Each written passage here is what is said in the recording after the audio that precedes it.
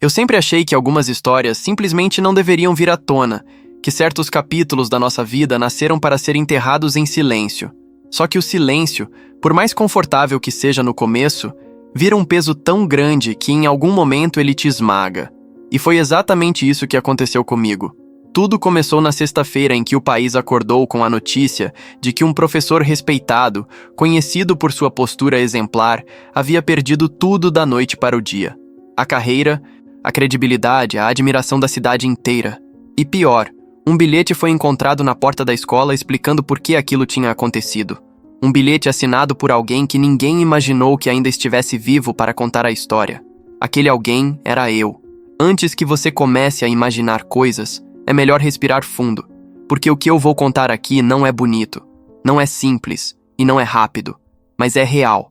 Real de um jeito que incomoda, real de um jeito que faz a gente repensar como o passado, quando não é resolvido, volta para cobrar com juros absurdos. Nos primeiros minutos depois da notícia, as pessoas só perguntavam uma coisa: quem teve coragem de destruir a vida de um professor tão querido? E por quê? Mas se elas soubessem como tudo realmente aconteceu, se tivessem visto o que eu vi, se tivessem vivido o que eu vivi dentro daquela sala abafada, naquela escola pública perdida no interior de Minas, talvez elas entendessem que aquela destruição não foi coragem, foi sobrevivência. Antes de continuar, comenta aqui embaixo de qual país e cidade você está assistindo. Isso ajuda demais esse tipo de história a alcançar gente que realmente precisa ouvir. Eu cresci em Araxá, no interior de Minas Gerais, uma cidade tranquila demais para quem olha por fora, mas cheia de segredos para quem realmente vive lá. E um desses segredos atendia pelo nome de Roberto Andrade, professor de história, mas que para mim se tornou mais do que isso. Ele se tornou a sombra que acompanhou minha adolescência inteira, o motivo de eu ter aprendido a guardar tudo no peito, o responsável por eu ter me tornado alguém que vivia esperando o sinal tocar para poder sair correndo daquele inferno. Quando eu tinha 13 anos, ele assumiu a turma do 8º ano. No começo parecia normal, rígido, severo, aquele tipo de professor que o pessoal chama de linha dura. Mas rapidinho eu entendi que havia algo errado ali. O jeito que ele falava com alguns alunos, o olhar que ele lançava para outros, a forma como parecia se divertir quando humilhava alguém em frente à sala inteira. Ele escolhia, e quando escolhia, não largava. Eu fui escolhido no 2º mês de aula. Lembro exatamente do dia em que ele começou a implicar comigo. Foi numa quarta-feira, logo depois de um trabalho em grupo. Eu tinha feito tudo direitinho, mas ele implicou com um detalhe mínimo no meu caderno. Disse que eu era relaxado, que eu não tinha futuro, que daquele jeito eu nunca ia ser ninguém na vida. Na frente da turma toda. Alguns deram risada, outros baixaram a cabeça. Eu só lembro de ter sentido meu rosto queimando, como se tivesse fogo correndo por dentro da pele. A partir dali, tudo piorou. Ele me chamava de incompetente com uma frequência assustadora. Fazia comentários que não tinham nada a ver com matéria nenhuma. Criava situações em que eu sempre parecia estar errado, mesmo quando eu sabia que não estava. Era como se ele precisasse provar alguma coisa. Como se o prazer dele estivesse em me ver, diminuído, pequeno, esmagado. E aí você deve estar pensando, por que você não contou pra ninguém? Porque garoto de 13 anos não conta. A gente acha que vai passar, acha que é exagero, acha que é melhor aguentar firme porque senão vai piorar. E piora mesmo. Eu tentei falar com minha mãe umas 2 vezes, mas sempre na base das indiretas. Ela estava trabalhando demais naquela época e achava que meus problemas eram coisas típicas de escola. Nenhum adulto percebeu o que estava acontecendo, ou se percebeu, fingiu que não viu. Eu fui ficando mais quieto, fui deixando de responder, fui aceitando aquela versão distorcida de mim mesmo que ele jogava todo dia na minha cara. O ano inteiro foi uma tortura silenciosa, e olha que eu nem gosto de usar essa palavra, mas é a única que descreve o que era entrar naquela sala sabendo que ele estava lá me esperando com mais alguma arma escondida. Quando terminou o ano, eu achei que estava livre, que ele ia pegar outra turma e me esquecer. Só que no ano seguinte ele pediu para acompanhar nosso 9º ano, e ninguém entendeu por quê. Na época eu achei que era azar. Hoje eu sei que não foi. O que ele fez naquele ano, eu não tenho como colocar em palavras sem que elas soem pequenas demais. Então vou falar do jeito que meu corpo lembra. Ele fazia questão de me deixar por último em tudo. Em apresentações, em atividades, em debates. Perguntava para mim só para me contradizer. Me chamava no final da aula só para repetir que eu estava cada vez pior, que eu era uma decepção. Insinuava coisas que nenhum professor deveria insinuar. Jogava frases soltas que pareciam só rígidas para quem ouvia de longe, mas que para mim vinham carregadas de veneno. E isso foi me destruindo por dentro. Eu perdi a vontade de ir para a escola, comecei a faltar, inventava dores, febres, qualquer coisa. Mas minha mãe insistia, achando que era só preguiça. Até que aconteceu o episódio que marcou a minha vida inteira. Eu tinha 14 anos. Era fim de agosto, quase época de prova. Ele mandou a turma inteira sair mais cedo, dizendo que precisava conversar comigo. Só comigo. Eu lembro de cada segundo daquele fim de tarde, da sala vazia, do sol batendo pela janela, daquele silêncio que parecia mais pesado que ar. O que ele disse naquele dia não dá para repetir literalmente. Não pelo conteúdo explícito, mas pelo que estava por trás. Ele me disse que eu era o problema da minha casa, que eu sobrecarregava minha mãe, que eu não tinha jeito, que eu nunca ia ser nada, que ninguém queria alguém como eu. Foi como se ele tivesse arrancado o chão debaixo dos meus pés e me deixado caindo no vazio. Naquele dia, eu fui para casa com um peso que nem adulto deveria carregar. E eu era só um garoto. Eu fiquei semanas com aquela voz martelando dentro da cabeça, sem conseguir dormir direito, sem conseguir comer direito, sem conseguir me olhar no espelho. E ninguém nunca soube disso. Anos passaram. Eu cresci, fui embora da cidade, trabalhei, estudei, tentei seguir a vida. Mas a verdade é que ninguém sai inteiro de uma adolescência marcada assim. Eu tentei enterrar aquilo. Tentei fingir que já tinha superado, mas não tinha. E eu percebi isso quando reencontrei por acaso a notícia de um evento em Araxá homenageando professores da cidade, incluindo ele. Aquele homem que destruiu minha autoestima, minha adolescência e quase minha vida estava sendo tratado como herói. Foi ali que alguma coisa dentro de mim acendeu de novo. Não foi ódio, foi justiça. Uma justiça, torta talvez, mas a única que eu conseguia enxergar naquele momento. Eu passei semanas remoendo aquilo, até que decidi voltar para Araxá, depois de mais de 10 anos longe. E foi quando tudo começou de verdade. Foi ali que a história tomou o rumo que ninguém esperava, nem eu. Voltar para Araxá depois de tantos anos foi como abrir uma gaveta que eu havia trancado a chave e jogado fora. Cada esquina parecia carregada de lembranças que eu tinha jurado esquecer. O ônibus chegou de madrugada, quando a cidade ainda dormia, e aquele ar frio que descia da serra me trouxe de volta às sensações que eu achava que já tinham morrido. Caminhei até a pousada simples onde eu tinha reservado um quarto e deixei minha mochila no chão sem nem acender a luz. Era como se a escuridão me ajudasse a organizar o turbilhão que estava prestes a acontecer. Eu não sabia exatamente por onde começar, só sabia que tinha chegado a hora de enfrentar um capítulo da minha vida que sempre ficou aberto. No dia seguinte, acordei cedo com a sensação de que eu tinha voltado no tempo. A cidade estava exatamente igual, como se o relógio tivesse parado desde a última vez que eu andei por aquelas ruas de paralelepípedo. Passei em frente ao antigo mercadinho da Dona Zilda, que agora tinha virado uma farmácia. Caminhei até a Praça da Matriz, onde o coreto ainda estava lá, firme, pintado de branco e azul, como sempre. Mas o que me fez parar de verdade foi ver a fachada da escola onde tudo aconteceu. O portão verde, a parede descascando perto da quadra, a placa de metal com o nome da instituição. Aquilo tudo estava ali, intacto, como se tivesse sido congelado no tempo. E eu, parado do outro lado da rua, era o único que tinha mudado. Eu não fazia ideia de qual era o plano, mas sabia que precisava começar entendendo quem o professor Roberto tinha se tornado. Então passei 2 dias inteiros observando a rotina dele de longe, como se estivesse estudando o comportamento de um animal que você sabe que pode te morder se chegar muito perto. Descobri que ele ainda dava aula na mesma escola, que tinha aulas fixas de manhã e de tarde, e que era reverenciado pelos outros professores. As pessoas falavam dele como se ele fosse um modelo de dedicação. E isso foi me dando um nó na garganta impossível de descrever. Porque eu sabia a verdade. Eu sabia quem ele era quando as portas estavam fechadas e não havia mais ninguém para ver. No 3º dia, depois de acompanhar essa rotina cuidadosamente, eu finalmente tive certeza de uma coisa. Aquele homem precisava ser desmascarado. Ele tinha construído uma imagem tão impecável que qualquer coisa que alguém dissesse pareceria mentira. Então eu sabia que não bastava contar o que eu passei. Eu precisava provar. Eu precisei mergulhar em um lado de mim que eu achava que tinha ficado para trás, naquele garoto de 14 anos que tremia toda vez que o professor chamava seu nome. Mas agora eu não era mais aquele garoto. Eu tinha 30 anos, tinha vivido o suficiente para saber que algumas batalhas só são vencidas quando a gente decide parar de fugir. Eu voltei para a pousada naquela noite com a decisão tomada.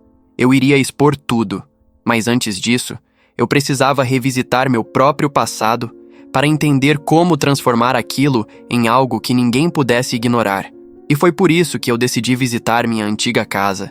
Minha mãe tinha se mudado para o sul há anos, mas a casa onde a gente morava ainda estava lá, agora alugada para outra família. Passei em frente devagar, olhando para a varanda onde eu costumava fazer meus trabalhos de escola, tentando encontrar em mim o menino que um dia sentou ali acreditando que o mundo era mais simples do que de fato era. Foi estranho perceber que muitas das feridas que eu carregava ainda estavam abertas, só que eu tinha me acostumado com a dor a ponto de achar que ela fazia parte de mim. No caminho de volta, peguei meu celular e comecei a escrever. Não era um plano, não eram passos, não era algo calculado. Era mais como um desabafo, uma avalanche de lembranças, pensamentos, raivas antigas e palavras que eu segurei por mais de década. Quando percebi, eu tinha escrito páginas e mais páginas, e foi ali que a ideia do bilhete nasceu. Não como vingança, mas como verdade. Uma verdade que eu ia deixar exatamente onde precisava estar, para que todos finalmente enxergassem o que eu passei quando ninguém estava vendo. Na manhã seguinte, eu fui até a delegacia antiga onde alguns dos professores mais velhos faziam vistoria para eventos escolares. Não porque eu ia denunciar, mas porque eu sabia que encontraria alguém que conhecia histórias não contadas. Foi ali que reencontrei o seu Antônio, o segurança mais antigo da escola, já aposentado. Ele sempre foi gente boa comigo, sempre me chamava de filho, sempre perguntava das notas. Quando me viu, arregalou os olhos como se tivesse visto um fantasma. E talvez tivesse mesmo. Ele me chamou para tomar um café numa padaria perto dali. Sentamos, numa mesa no fundo, e antes que eu pudesse explicar qualquer coisa, ele falou: "Eu sabia que você ia voltar um dia." Eu gelei. Perguntei por quê. Ele suspirou longo, como quem tem coisa presa há muito tempo, e disse: "Porque tem menino que nunca consegue seguir a vida enquanto não resolve o que deixaram pendurado atrás dele." Eu perguntei se ele tinha visto alguma coisa, se ele sabia de algo. Ele não respondeu de imediato. Mexeu o café, olhou pela janela como se estivesse lembrando de cenas que ele tentou esquecer por décadas. E então falou algo que me atingiu como um soco. Naquela época muita gente via, mas ninguém falava. A escola tinha medo de perder reputação, tinha medo de escândalo. E o professor Roberto tinha muito prestígio. Mas eu via sim, e não tem um dia que eu não me arrependa de não ter feito nada. Eu senti meu peito apertar de um jeito que eu não sentia desde adolescente. Não era culpa, nem raiva. Era uma mistura complexa de validação e tristeza. Pela primeira vez na vida, alguém adulto, alguém com autoridade naquela época, estava reconhecendo que eu não tinha inventado nada, que eu não era fraco, que eu realmente vivia aquilo, e que não foi culpa minha. Isso reforçou o que eu já sabia. Eu precisava colocar tudo para fora.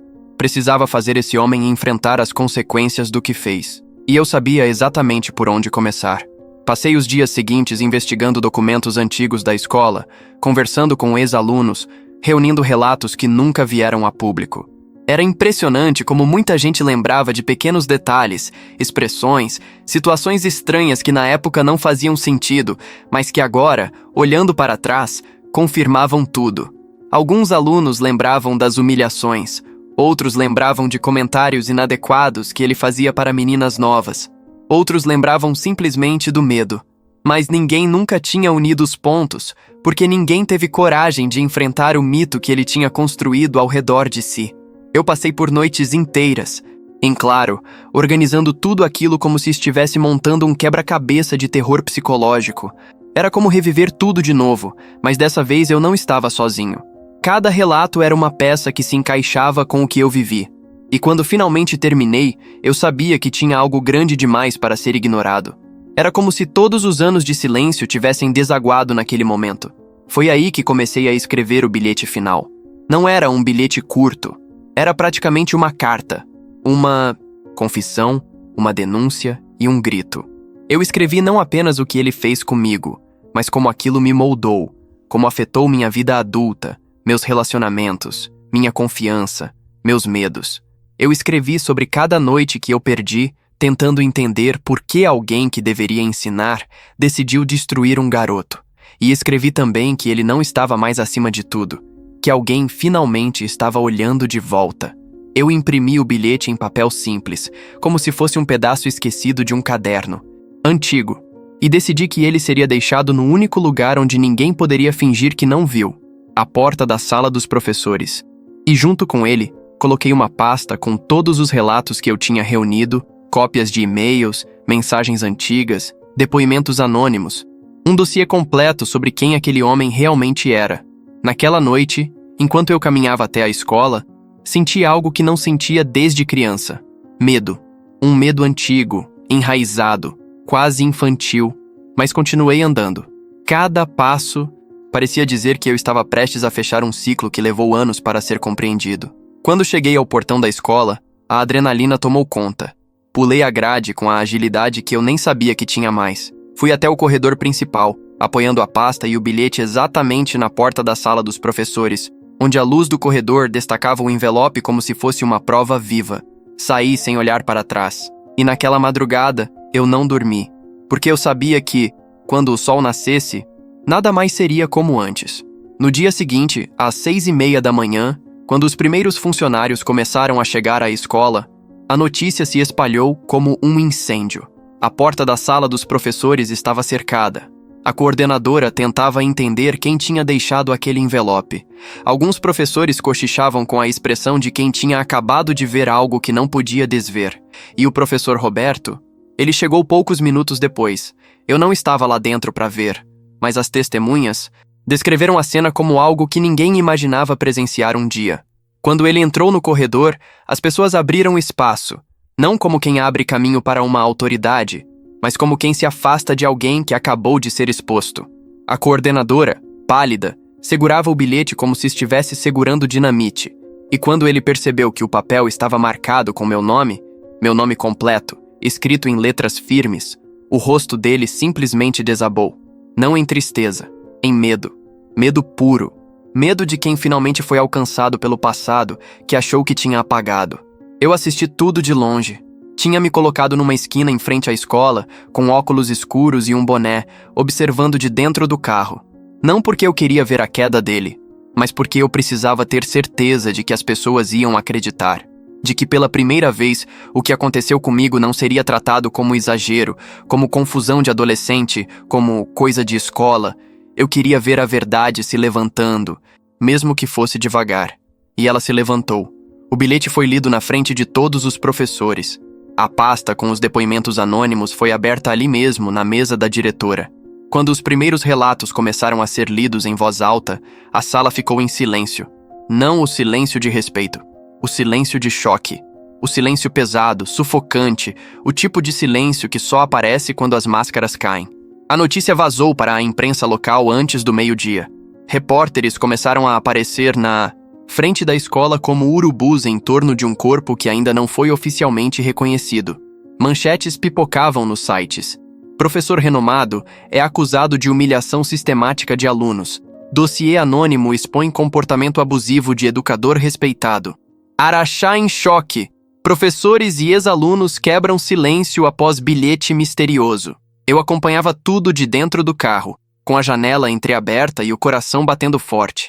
Não era triunfo. Era uma mistura muito mais difícil de digerir. Era como se eu estivesse revivendo cada ferida, mas dessa vez ela finalmente tinha nome, forma e testemunhas. A cidade inteira comentava. Grupos de mães começaram a se reunir na porta da escola. Ex-alunos antigos apareceram para contar histórias parecidas. O que antes parecia exagero ou sensibilidade demais de um garoto, agora se transformava em um mosaico claro e assustador. O professor Roberto tentou negar. Tentou se colocar como vítima de uma armação. Disse que nunca faria nada daquilo. Que sua carreira impecável era prova da inocência. Mas quanto mais ele falava, mais relatos apareciam. Gente que nunca teve coragem de falar antes. Gente que carregou medo por décadas. Gente que finalmente sentiu que não estava sozinha. A cidade que antes o reverenciava começou a olhar para ele com nojo. E isso foi rápido. Mais rápido do que eu imaginei. Naquela noite, eu voltei para a pousada exausto. Sentei na cama, encostei as costas na parede e fiquei olhando para o teto sem conseguir respirar direito. A justiça que eu tinha buscado por tanto tempo estava acontecendo, mas eu me sentia estranho. Como se o peso que eu carreguei tivesse sido arrancado tão abruptamente que meu corpo ainda não sabia o que fazer sem ele. Eu achei que fosse sentir alívio imediato, mas o que veio primeiro foi um vazio, um silêncio interno que eu não conhecia. Eu passei 2 dias acompanhando a repercussão, até que, finalmente, encontrei algo que eu não esperava. Meu próprio nome nas manchetes.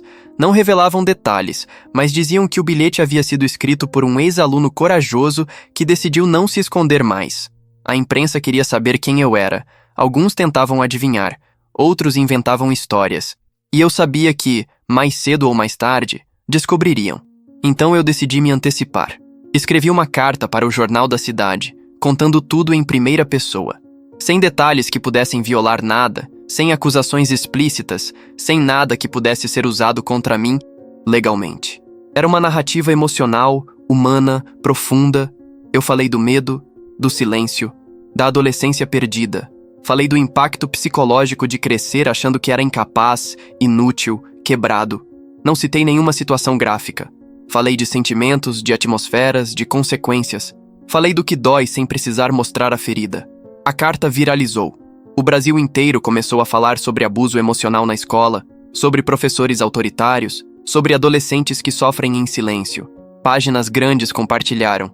Influenciadores comentaram. A história tomou proporção nacional. E o professor Roberto, ele pediu afastamento, depois licença médica, depois simplesmente sumiu. Ninguém mais viu. A carreira dele acabou ali, mas a minha estava só começando de verdade. Eu fui convidado a dar entrevista em uma rádio local. Fiquei nervoso, mas aceitei.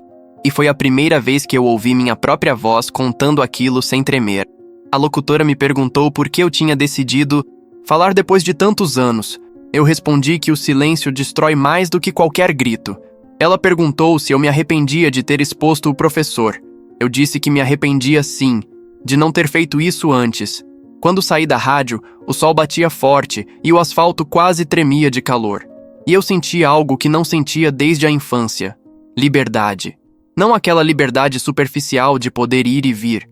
A liberdade profunda de quem finalmente parou de ser refém do próprio passado. Voltei ao carro, coloquei as 2 mãos no volante, respirei fundo e percebi que tinha encerrado o ciclo que me assombrava havia mais de 15 anos. O país inteiro falava sobre o bilhete, mas só eu sabia o quanto custou escrever aquelas palavras. E foi aí, exatamente naquele instante, que entendi que a história não acabava com a queda dele. A verdadeira história começava agora. Eu deixei Araxá 2 dias depois da entrevista na rádio. Voltei para o mesmo ponto de ônibus onde tudo começou, mas dessa vez sem aquele peso insuportável que parecia fazer parte do meu corpo desde a adolescência. Quando o ônibus arrancou, senti uma sensação estranha, como se eu tivesse deixado uma parte minha naquela cidade, mas não a parte ferida. A parte que carregava medo, sim. A parte que aceitava o silêncio, sim. Mas a parte que queria viver, essa veio comigo. Por algumas semanas, a história continuou repercutindo na imprensa. Em todo canto apareciam debates sobre saúde mental nas escolas, sobre abuso de autoridade, sobre como o sistema educacional falha quando insiste em proteger reputações em vez de proteger crianças. Eu assistia tudo com um misto de orgulho e incredulidade. Quando eu tinha 14 anos, jamais imaginei que um dia as pessoas iriam ouvir a minha voz. Quanto mais debater publicamente algo que eu gritei em silêncio por tanto tempo. Mas apesar de toda a repercussão, havia um detalhe que ninguém sabia. Nem jornalistas, nem ex-alunos, nem minha família. Eu não me sentia herói nenhum. Não me sentia vitorioso. Eu estava em transição. Era como se tivesse arrancado um espinho que ficou enfiado na pele tanto tempo que, quando saiu, deixou um buraco enorme no lugar. E era justamente esse buraco que eu não sabia como preencher. Demorou umas 2 semanas para eu finalmente perceber que não dava para seguir a vida com essa lacuna aberta. Eu precisava entender o que fazer com a nova liberdade. Precisava reconstruir minha identidade agora que eu não era mais o menino marcado por aquilo. Então decidi procurar ajuda. Pela primeira vez na vida, marquei consulta com uma psicóloga. Era algo que eu deveria ter feito anos atrás, mas nunca tive coragem. Agora parecia não só necessário, mas urgente. Na primeira sessão, ela me perguntou: "O que você quer reconstruir de você?" Eu fiquei em silêncio por uns bons segundos, porque nunca tinha pensado nisso assim. Eu sempre me defini pelo trauma, pelo passado, pelo medo, pelo abuso emocional que sofri. De repente, minha vida estava aberta, limpa, sem aquele peso. E eu não sabia quem eu era sem ele. Respondi a única coisa que me veio à mente: eu quero aprender a não sentir vergonha de mim mesmo. Ela sorriu com aquele sorriso leve de quem entende mais do que fala, e disse algo que ficou gravado na minha cabeça desde então. A vergonha que você sente não é sua, é dele. O que você chama de trauma é, na verdade, a dívida emocional que ficou pelas escolhas de outra pessoa. Você só carregou. Eu saí da sessão meio atordoado.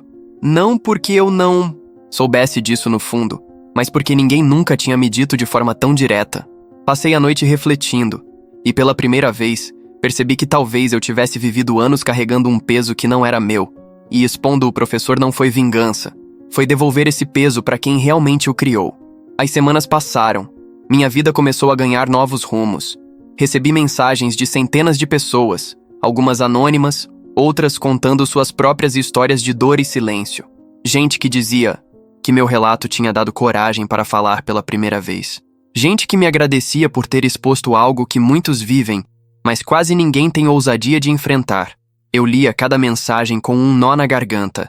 Era como se aquilo que me destruiu durante anos estivesse, enfim, servindo para algo maior. Araxá continuou vivendo a repercussão. O professor Roberto não voltou a dar aulas.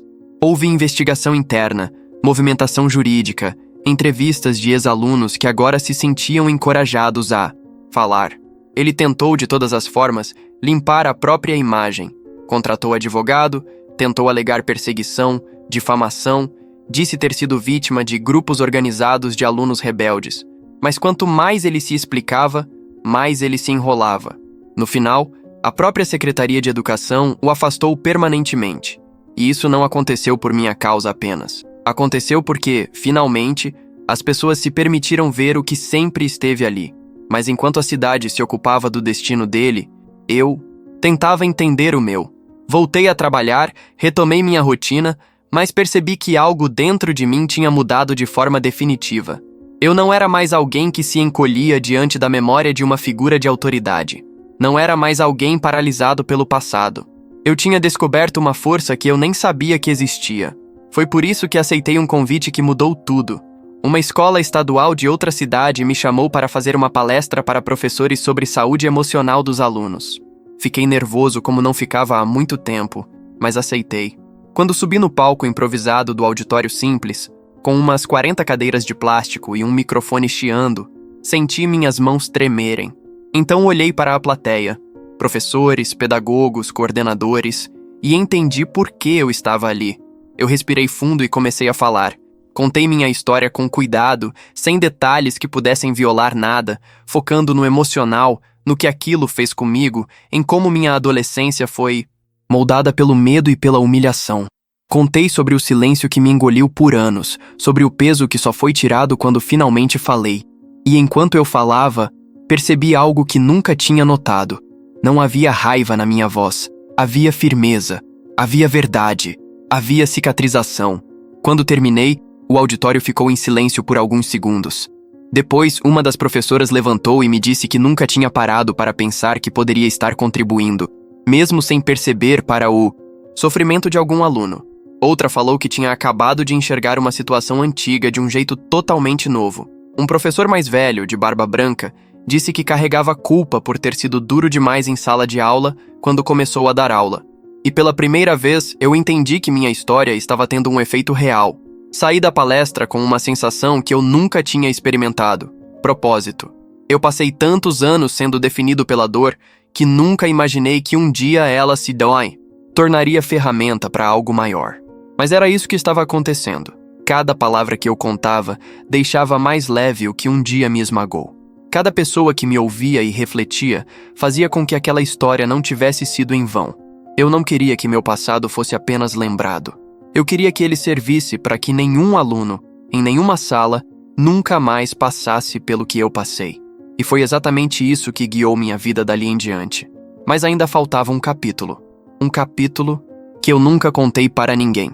Um capítulo que começou semanas depois, quando recebi um envelope branco na caixa de correio, sem remetente, sem carimbo, sem nada que identificasse quem enviou. Dentro dele havia apenas uma frase escrita à mão. Eu lembro de você. A caligrafia era dele. Quando vi aquela frase escrita à mão, meu corpo inteiro pareceu desligar por alguns segundos.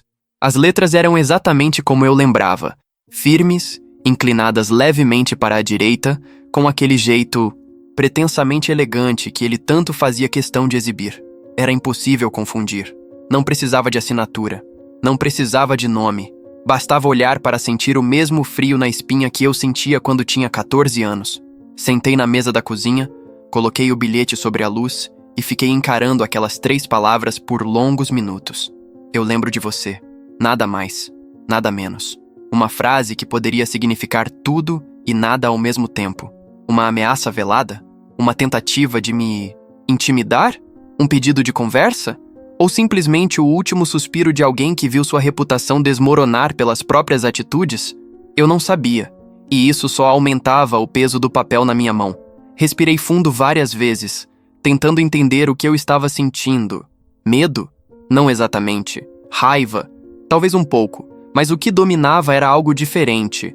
Algo que eu não esperava encontrar de novo. A sensação de que o passado estava tentando puxar meu pé de volta. E pela primeira vez na vida, eu decidi puxar de volta. Decidi que não iria me esconder, não iria fugir, não iria me calar. Aquele bilhete não era o começo de nada. Era o fim. No dia seguinte, eu procurei minha psicóloga. Mostrei o bilhete para ela. Ela olhou por alguns segundos, colocou os óculos na ponta do nariz e perguntou com calma: "O que você acha que ele queria dizer com isso?" Eu respondi sem pensar muito: "Ele quer que eu tenha medo." Ela sorriu, mas não aquele sorriso leve. Era um sorriso de compreensão profunda. "E você tem?" perguntou. Pensei por alguns instantes antes de responder. "Não, não mais." Ela então disse algo que mudou completamente a forma como eu enxerguei aquela situação. Quando alguém perde o controle que tinha sobre você, o último recurso dessa pessoa é tentar te lembrar de um tempo em que você ainda era menor do que ela. Mas esse tempo acabou. O bilhete dele não é poder, é desespero. Eu fiquei repetindo essa frase mentalmente por dias. E quanto mais repetia, mais ela fazia sentido. Ele não estava me atacando. Ele estava implorando para manter viva a imagem de autoridade que já tinha ruído. Era como se, sabendo que não podia mais me diminuir publicamente, tentasse fazer isso silenciosamente, por baixo da porta, por meio de uma frase envenenada. E foi aí que eu percebi a virada da história. Eu não precisava responder o bilhete. Não precisava me explicar. Não precisava confrontar. O silêncio dessa vez era meu aliado. Eu não ia devolver poder a quem passou a vida inteira usando poder da pior forma possível. Com o tempo, comecei a esquecer o bilhete. Guardei em uma caixa, junto com documentos antigos, fotos, lembranças que hoje não doem mais. Continuei meu trabalho. Continuei visitando escolas, falando com educadores, dando palestras, fazendo parte de debates sobre saúde emocional. Minha história, que um dia foi motivo de vergonha, agora era usada para construir pontes, não muros. Meses passaram. A vida foi voltando a uma espécie de normal. E, curiosamente, quanto mais o tempo passava, menos eu pensava no professor Roberto. Não porque eu quisesse apagar o passado, mas porque eu finalmente tinha entendido que ele não merecia espaço na minha cabeça. Ele já tinha ocupado décadas demais, e eu tinha muita vida pela frente para perder mais tempo com isso. Mas a cidade nunca esqueceu. Ainda hoje, quando alguém menciona o caso, a conversa sempre termina da mesma forma. Eu nunca imaginei que fosse ele. E eu sempre penso, mas eu imaginei, eu vivi, eu senti, eu carreguei. E agora, finalmente, soltei. Alguns anos depois, durante uma das minhas palestras em uma escola estadual, uma professora se aproximou no final, segurando uma folha de papel dobrada. Disse que queria me agradecer por tudo que eu tinha falado e que tinha um ex-aluno que passou por algo parecido. Me entregou a folha e pediu que eu a lesse com calma. Eu sorri, guardei no bolso e voltei para casa. Quando abri a folha naquela noite, li uma frase escrita com uma letra trêmula. mas intensa. Obrigado por falar o que eu nunca tive coragem de dizer. Foi ali, naquele instante, que entendi qual era meu verdadeiro papel nessa história. Não era expor o passado, era evitar que ele se repetisse. Não era derrubar alguém, era levantar outros.